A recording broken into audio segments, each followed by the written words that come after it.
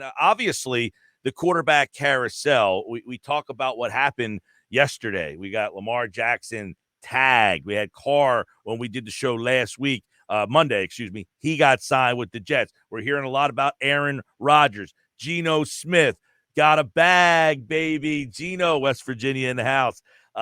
Daniel Jones gets a deal. So there's 5 quarterback situations rectified. What does it mean for the 4 young men that stood out in the combine over the week? Yeah, I think the most interesting situation of them all is this Lamar Jackson saga, Mike, because now is he going to be willing to play on the tag? I don't think so, but I think Baltimore, I'm trying to pull up the number. I think it's around 32 million, 45 million, somewhere around that for a 1-year deal. And Baltimore is basically saying, hey, go show me the money. You think you can do better on the open market? Go for it. Now, Baltimore has the leverage here because if somebody signs Lamar Jackson, guarantee of 32.4. The Ravens will have a chance to match any offer that he gets or get 2 first-round picks in return. Yeah, so that's a pretty good situation. If you're Baltimore, you're going to have the option to match any contract. Yep. And if you don't like it, well, hey, guess what? We'll go take those 2 first-round picks. We'll go find ourselves another quarterback. So I think Baltimore. I'll say this. The 2 first-round picks, is that the value they should get? I mean, look what Russell Wilson got in return for him. Look what you got in return for Deshaun Watson. If you're only getting 2 first-round picks, aren't you disappointed with that return? Well, it depends on what your price tag is. If you feel like Lamar Jackson is pricing himself out of the value that you've placed on him, then I'll gladly take the draft picks. Now, I have remained steadfast on this, Ric Serritella. I do not think the Ravens want Lamar Jackson to be their quarterback. I have been saying it since he got hurt and he did not play. I said, we will never see him play quarterback for the Ravens again. And I just don't think – I think they're ready to move on and just kind of start over. I think they feel that he is a tremendous asset, but it's almost like having Allen Iverson. I just don't know what to do with this greatness. I don't know how to get the most out of this greatness. We did our best. We tried. I think they would be 100% fine moving on. I think the wrinkle is nobody else seems to want him.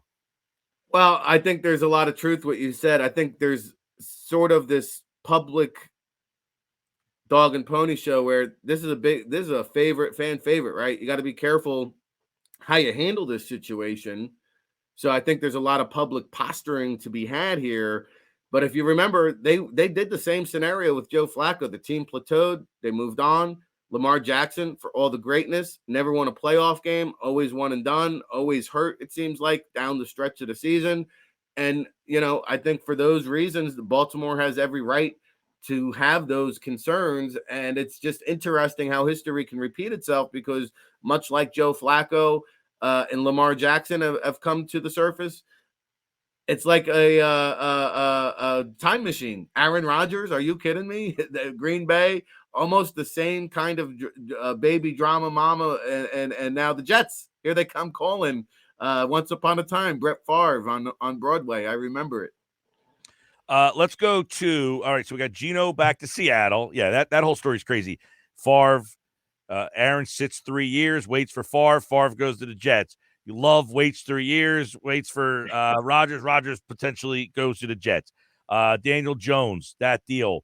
I say they were in no man's land. No choice here. They're on the hamster wheel of trying to find a quarterback. There's no available. They don't have any way to get one. So they basically have to pay the guy they have. They don't have to, Mike. I mean, listen. Well, they can go backwards, but this is an organization that has been in the abyss. They finally got out of the abyss. They hit a middle ground, and now because they've hit the middle ground, they can't get the quarterback, but they don't want to go backwards again, so they have to pay the guy to keep them in the middle ground. When you get stranded out in the desert, you start seeing things that don't actually exist. And I think what happened with Daniel Jones, it's a whole mirage. Like, defensive coordinators are very smart. Daniel Jones only won 3 games down the stretch during the final 10 games of the season. You know why? Because the first half of the season, there was no film on what Brian Daboll was doing. He was installing a very conservative game management style of offense that kept them in games, and you saw them win a lot of close games down the stretch. Well, that caught up to them in the second half of the season. So I think the Giants panicked here a little bit because they felt like there wasn't a lot of other veteran quarterbacks on the market. They could have got Marcus Mariota 10 cents on the dollar. They could have had Jameis Winston 10 cents on the dollar. They still have Tyrod Taylor, I believe, under contract, who knows that Brian Daboll offense pretty well from their time together in Buffalo. So I would have been fine figuring out a way how to win with a Jimmy G or a Jameis Winston or a Marcus Mariota on a one-year deal until I figured out my true long-term answer. Now, they tried to convince themselves they found a long-term answer. Now they're going to go swimming with the fishes for another 4 years and go nowhere fast. Well, they could get out of that deal after 2, so we'll see. I think it's kind of a dressed-up deal, but I agree.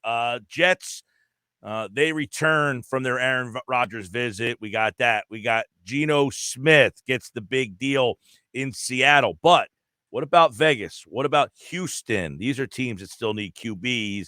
Is Jimmy G the apple of their eye? Well, you know what? Real quick there, Mike.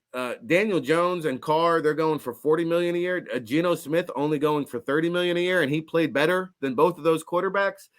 Very team-friendly deal there for Geno Smith. I thought Seattle really got themselves the best bargain there. Now, Jimmy G, he's kind of the last girl at the prom, standing out there waiting for somebody to tango. And hey, I take Jimmy G to the disco. Why not? For $25 million a year, I think Houston, the Raiders, I think they could maybe explore a 1 or 2 year incentivized deal and still draft a quarterback. I mean, this is a good guy to have around. He's been groomed and sat behind Brady. He's gone and groomed others like a Trey Lance. So he understands the deal. He's been involved in quarterback controversies, it seems like, his entire career. So if you're looking for a stopgap guy, a guy that's been to a Super Bowl, a guy that can win ball games in the NFL when healthy, to me, Jimmy G, I mean, I think Geno Smith and Jimmy G are bargain values here on the open market. All right, there's a little quarterback carousel, NFL Draft Bible, the All Access Pass, Mike and Rick.